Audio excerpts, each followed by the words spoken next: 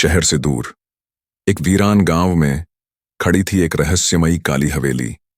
टूटे दरवाजे, सूखे पेड़ और उसके आसपास का सन्नाटा, जैसे हर दीवार कोई राज छुपा रही हो। गांव वालों का मानना था, वहां आत्माओं का साया है। रात होते ही हवेली के पास से गुजरने की भी किसी की हिम्मत नहीं होती थी। हर कोने से डर झांकता था और हवेली धीरे धीरे एक डर की मिसाल बन चुकी थी। लेकिन एक दिन आया एक निडर पत्रकार, राहुल। सच की तलाश में कैमरा और टॉर्च लेकर निकल पड़ा उस काली हवेली की तरफ जहां सन्नाटा बोलता था।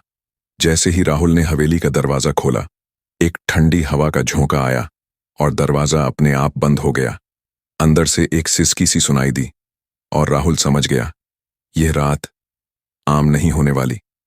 अचानक एक कमरा अपने आप खुला और अंदर दिखी एक बूढ़ी औरत, बिखरे बाल, चमकती आंखें और चेहरे पर गहरा दुख। उसने देखा राहुल की तरफ और कहा, तू भी आ गया मेरी कहानी सुनने? राहुल कांप तो गया, पर हिम्मत करके बोला, आप कौन हैं? औरत ने गहरी सांस ली और बोली, मैं इस हवेली की मालकिन थी। मेरे भाई ने संपत्ति के लिए मेरे पूरे परिवार को जहर दे दिया। मुझे इसी हवेली में जिंदा दफना दिया गया। अब मेरी आत्मा यहीं भटक रही है। मुझे मुक्ति चाहिए।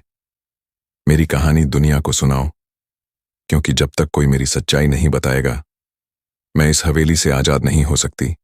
राहुल ने उस आत्मा की पुकार को रिकॉर्ड किया। अगले ही दिन उसकी रिपोर्ट टीवी, इंटरनेट और न्यूज चैनलों पर वायरल हो गई। हर कोई जान गया, काली हवेली का सच।